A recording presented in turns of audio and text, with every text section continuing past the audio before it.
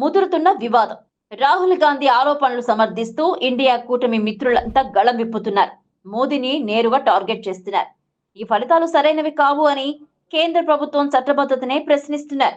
ఒక విధంగా ఇది ఇబ్బందికరంగా మారుతున్న నేపథ్యం ఉంది.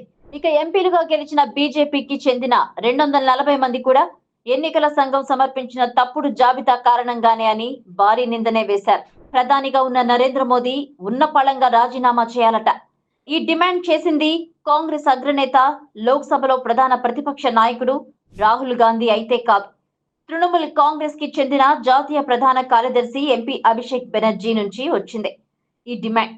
మోదీ ఎందుకు రాజీనామా చేయాలి అంటే 2024 ఎన్నికలు సాఫీగా సవ్యంగా సాగట్లేదని, ఓట్లు తారుమారు చోరీ కారణంగానే జరిగాయని రాహుల్ గాంధీ చేసిన ఆరోపణలు ఆయన వల్లిస్తున్నారు.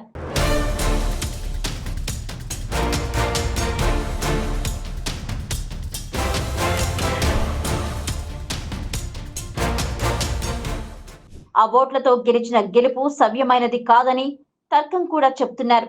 ఆ ఎన్నికల్లో ఓటు వేయరాదు. ఇక ఎంపీలుగా గెలిచిన బీజేపీకి చెందిన 240 మంది కూడా ఎన్నికల సంఘం సమర్పించిన తప్పుడు జాబితా కారణంగానే అని భారీ నిందనే వేశారు. అందుకే వారి ఎన్నిక కూడా చట్టబద్ధం కాదని వాదిస్తున్నారు. ఇక వీరంతా చేయాల్సింది రాజీనామాలే అని ఆయన అంటున్నారు. మోదీ ప్రభుత్వానికి కూడా ఎలాంటి చట్టబద్ధత లేదని మరో బాంబు కూడా పేల్చారు.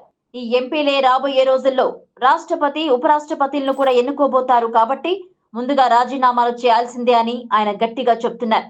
రాజీనామాలు చేయకపోతే ఇబ్బందే అని అంటున్నారు.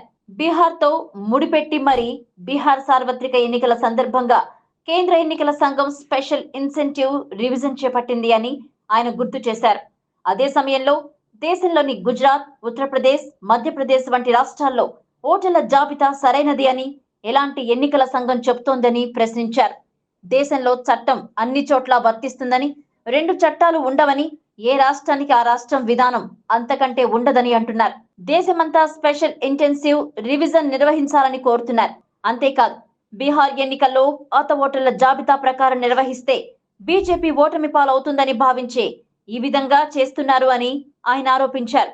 కేంద్ర ఎన్నికల సంఘం రాహుల్ గాంధీ లేవనెత్తిన అనేక ప్రశ్నలకు జవాబులు ఎందుకు చెప్పడం లేదని నిలదీశారు. జవాబులు చెప్పి సందేహాలు తీర్చాలని డిమాండ్ చేశారు. అలా కాకుండా మౌనం పాటిస్తే మాత్రం కేంద్ర ప్రభుత్వానికి భయపడ్డట్లుగానే అర్థం చేసుకోవాలి అని ఆయన అంటున్నారు. మొత్తానికి చూస్తే కనుక అభిషేక్ బెనర్జీ ఏకంగా ప్రధాని మోదీ ఆయన కేబినెట్ ని రాజీనామా చేయమని అంటున్నారు. ఆ తరువాత లోక్సభను రద్దు చేయాలని డిమాండ్ చేస్తున్నారు. మరి దీని మీద ఈసీ కానీ కేంద్ర ప్రభుత్వం కానీ ఏ విధమైన జవాబు చెప్తుంది, ఏ విధంగా విపక్షాలు రచ్చకు ఎండ్ కార్డు పడుతుంది అన్నది వేచి చూడాల్సి ఉంది.